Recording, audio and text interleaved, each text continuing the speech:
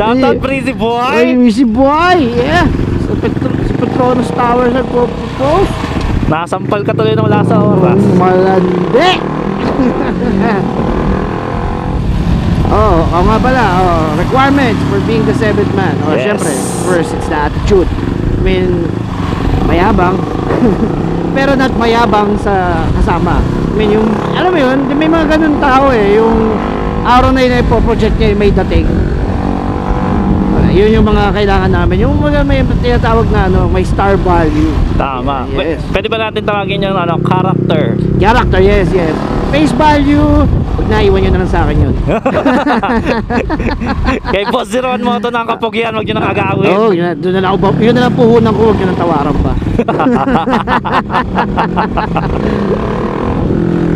Ang bagal talaga, shit.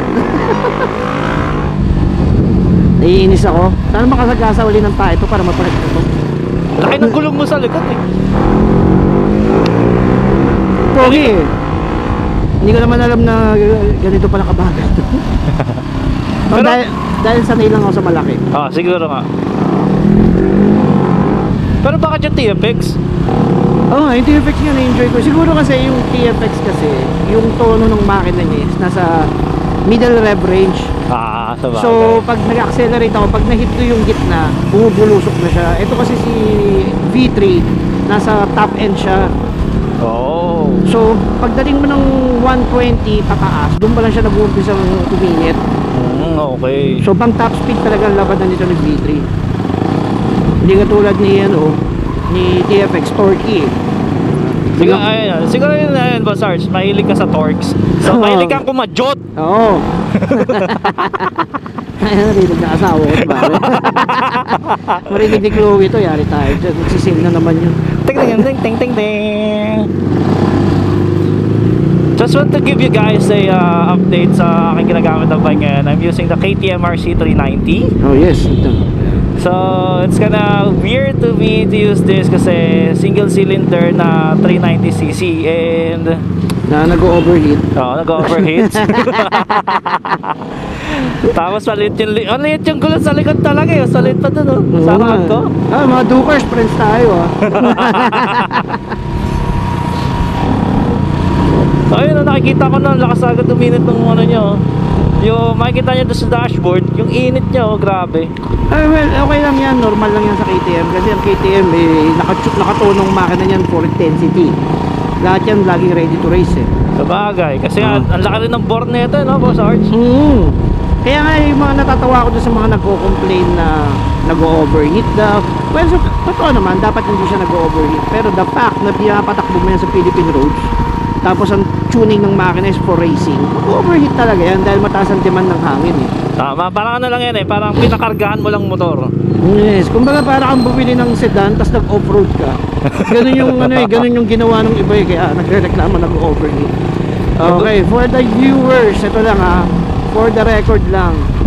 Hindi po lahat ng motor na mabibili nyo ay para sa lahat ng klase ng pag-ride. Bawat motor may specific na damang gamit. So if you're buying an R15 V3, then ang trip mo touring, huwag ka magreklamo kung masakit ang likod mo. Tama. Diba? If you're buying a Dominar, then gusto mo nang mabilis sa loob ng expressway, di mo ka pabili ng Dominar, bumili ka ng NK400. Tama. Diba? Yun yung mga problema rito sa Pilipinas na akala nila, akala nila na isang motor for all Hindi. Parang yung enduro yan, kasi ginamit mo sa racetrack. Puro torque ka lang. Well guys, tingnan nyo we are doing some dual vlog right now, collaboration with 01 Moto, and dami natin nalalaman. Learning 101. Sa pagpili ng motor. Pagpili ng motor, make sure palagi mong iisipin para saan mo ba siya gagamitin. Yun ang gagawin priority. Bibili ka ng Super 4. Super bike. Bibili ka ng super bike tapos gagamitin mong daily commuter. Kasagas nun. Diba? Yung mga ganong examples at things to consider when buying a bike. Hindi naman basta-basta yan unless kung undergo. Yeah. Diba? Kaya tawag sa mga 400cc up is a leisure bike. Yes. Kaso may bago tayong kategory ngayon na ito, katulad nitong gamit namin na sub 400cc leisure bikes na rin ang tawag dito. Yes. Ito yung bago. Hindi to kilala sa ibang bansa. Dito lang to sa Asia nagsimula. Sub 400 leisure bikes ang tawag dito. Dati, ang tinatawag na middleweight is yung mga 800cc, 600. Now, nagbago na yung trend. Meron ng entry level, yan yung mga 400cc. Meron na tayong middleweight pero mas mababa na siya ngayon. Nasa 500 to 650 na siya. Ngayon, yung 800 to 1,300, yan ay mga heavyweights. Itong mga gamit namin 150cc, ito yung small displacement leisure bike. Di daw, big bike daw to eh. Ay, big bike to. May customer ako, Aerox, big bike eh. Shoutout sa'yo, sir. Ikaw magreklamo sa cover. Ang labo eh. Sabi niya big bike daw eh. Pagdating sa kanya, laki ng cover. Aerox pala lalagyan. Ba naman yun? Diba? Labo nun.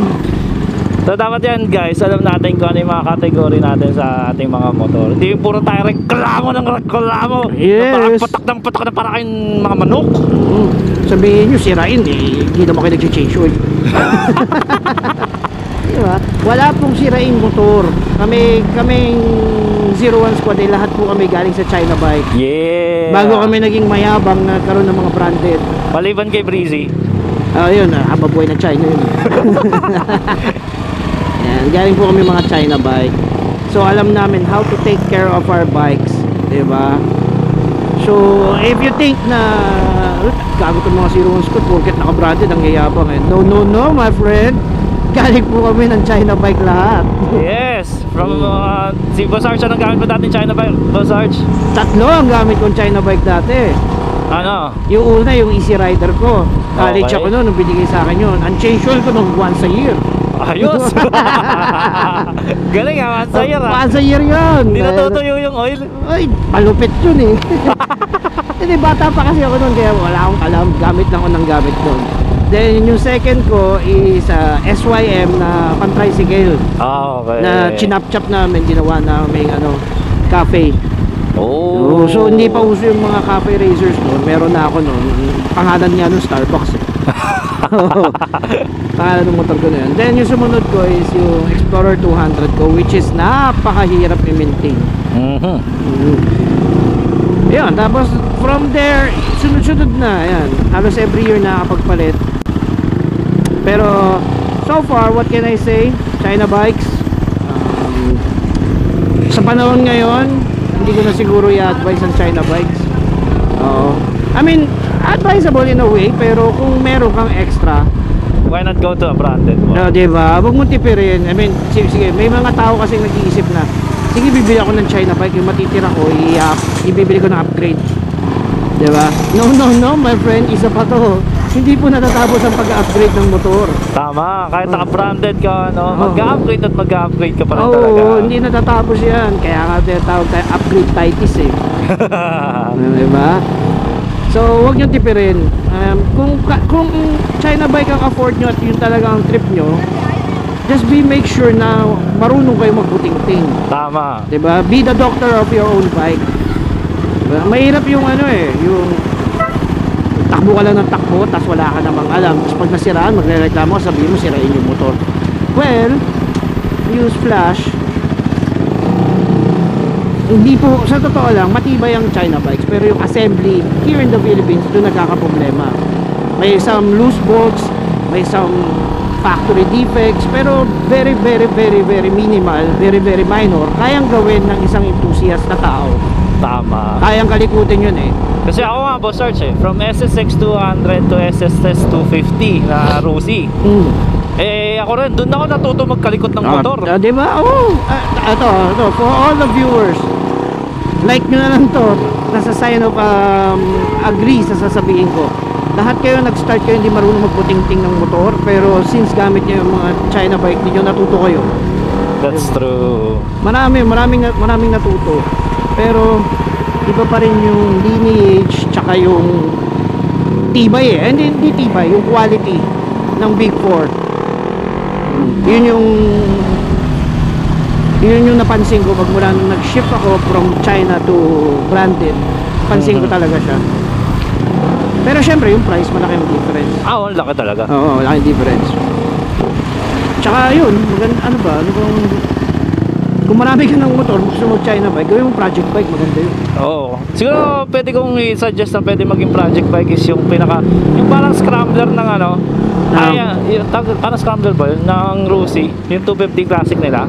Oo, ganun yung gamit ni Benity Vlogs dati. Yeah, shout out to Benity Vlogs. Oo, puta, inakyat yun na sagada yun, tawa ko ng tawa eh. Cafe racer on the mountain. Sakit likod. Nangayaw siya eh. Yung isaw, tinuhog na, tawa ko ng tawa eh. Yung isaw na kurbada, tinuhog na lang. Grabe ah. Tinawid niya na lang, in-straight niya na lang, tinamad na. Sabi niya na lang sa dulo, I give up! Nangayaw siya eh. Pero ba search alam mo, knowing sa mga kilala kong mga mayayaman dito sa BF, they buy yung classic 250 na ng Rusi. Ginagawa nila talagang cafe racers. Lupit eh. Hindi, kasi meron ka ng base bike eh. Konti na lang iisipin mo. Unlike, pero kung ikaw eh, yung enthusiast talaga, katulad nila yung mga Grease Monkey, yan, nalabot mo yan. Nila Fart Monkey, shoutout kay Johnny Lightning, yung mga yan. Yung mga hardcore modifiers natin, gusto nila yung kukuha sila ng bare bone talaga, yung silang gagawa from scratch. Pero kung ikaw eh starting enthusiast, mas maganda na yung bumili na ng mga classic na nakaset na. Konti na lang gagawin mo dun eh, diba? Tama. Kaya mabenta siya eh, in a way. Kaya hindi pa rin namamatay yung yung word na classic at scrambler sa sa mundo ng pagmamotor, kasi iba kasi talaga yung forma. Oh yes, tsaka yung freedom na pag-modify, yun yung parang pinakabinabayaran dun eh. Yeah. Parang lahat ng creative thoughts mo, pasok mo sa motor, maganda pa rin kakalabasan. Yes. Yun ang maganda dyan sa mga chop boys natin eh. So sa mga mag-a-apply sa amin for being a 7th man of the 01 squad, huwag nyong isipin kung ano yung motor nyo. Oo. Tapos lang nakakaya nyo sumabay sa amin, yun na yun. Oo. Tsaka nga pala, doon sa mga shoutout din doon sa mga nagsasalita na hinahamon kami ng endurance. Pasensya na sir, pag nag-i-endurance po kami, nag-aeroplano kami. Hindi po kami nagmumotor papuntang Pagudpud. May pang-aeroplano po kami. Yung tour po namin eh, literal na tour. Hindi po yung tour na bitin sa oras. Tsaka makagaling na rin po kami sa mga pagiging endurance rider. Mga endurider na rin kami dati. Oo, nakaka-anim na putok ako 30 minutes eh. Yan ang endurance yung alam ko eh. Saan ba tayo pupunta? Hindi ko alam sa'yo po, sir. Tsaka sumusunod lang ako sa'yo. Ay, lumampas na ako sa Notary Public eh. Masyado maganda na yung usapan kasi. Maganda yung usapan eh. Well, ganyan talaga guys. Ganito kami sa 01 Squad. So, alam mo, hanggang sa dulo, hanggang may daan, may mapag-uusapan. Oo.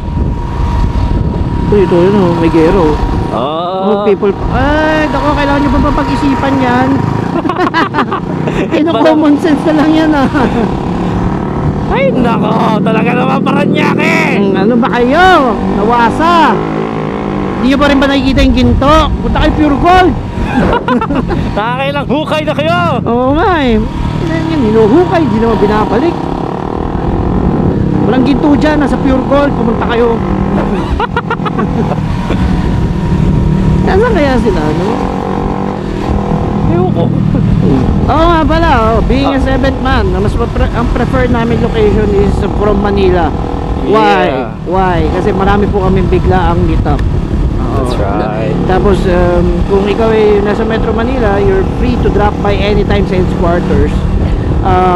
Yung headquarters namin ngayon ay ginagawa pa, pero maglalaan ako ng isang workstation para sa kanila doon. Yay! Palakpakan! Gastos na naman! Maglalagay ako isang workstation para doon, para lahat ng videos natin naka-database, so everybody can maximize yung bawat ride.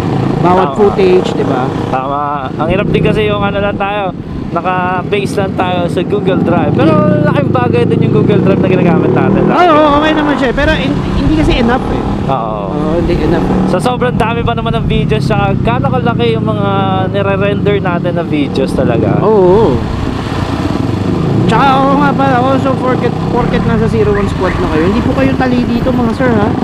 Yes. Wala pong obligasyon dito. Ang isa lang po ang obligasyon nyo rito is samahan nyo kami and every time na nagka-grade kami ng videos. Pero hindi po kayo obligado na bawal na kayo mag-grade sa iba, bawal kayo gumawa ng sarili nyong vlog, bawal kayong lahat ng views ng channel nyo dapat nasa amin. Hindi ganon. Oh.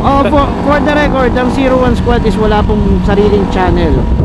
Facebook page lang po. Yes. Ang views ay para sa mga riders, hindi po para sa isang tao. Sa pool!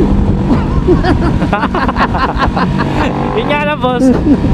Boss 01 mo to. Oh. Pag nag-ride ka sa iba, handa mo na yung mga mata mo sa mga panlalait down sa inyo! Yes! Di ba? Dati nga si Ben eh, 300 subs lang, buti ka na nga namin bitawan eh. Kaya sa 3,000 na. Kaso problema, inaanting siya ng mga checkpoint. Tama.